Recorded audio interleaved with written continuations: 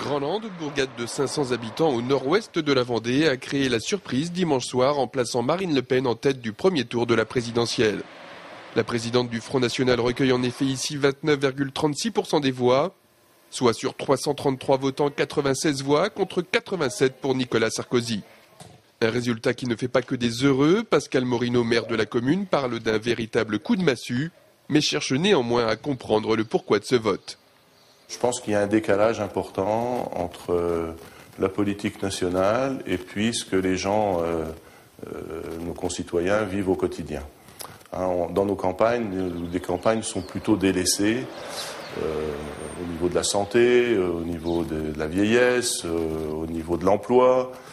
On a même des services publics qui disparaissent régulièrement. Donc c'est vrai qu'on se sent un peu délaissé. Et on peut y voir un vote protestataire, effectivement, à la politique nationale actuelle. Vote contestataire, vote d'adhésion, sûrement, mais Guillaume Bernard, maître de conférence, va plus loin et parle, s'agissant de la Vendée notamment, d'une intention de prévention de la part de personnes récemment installées sur le département. Je crois qu'il y a une partie de l'électorat du Front National qui, incontestablement, ce sont des personnes qui quittent les grandes métropoles pour aller vivre dans des lieux plus reculés, plus ruraux. Ils quittent ces grandes métropoles pour des raisons diverses, des questions financières, des questions d'insécurité.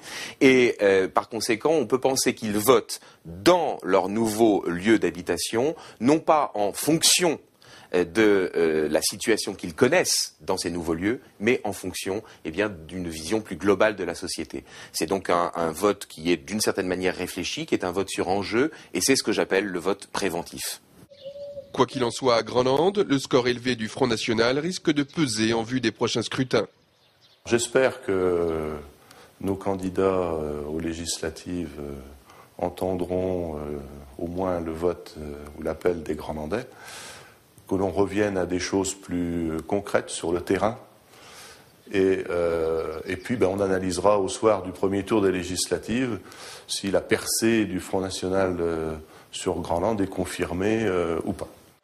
Dans cette commune où l'ancien maire était proche de Jean-Marie Le Pen, le résultat du deuxième tour sera observé à la loupe. En mai 2007, les Grandlandais avaient voté massivement pour Nicolas Sarkozy.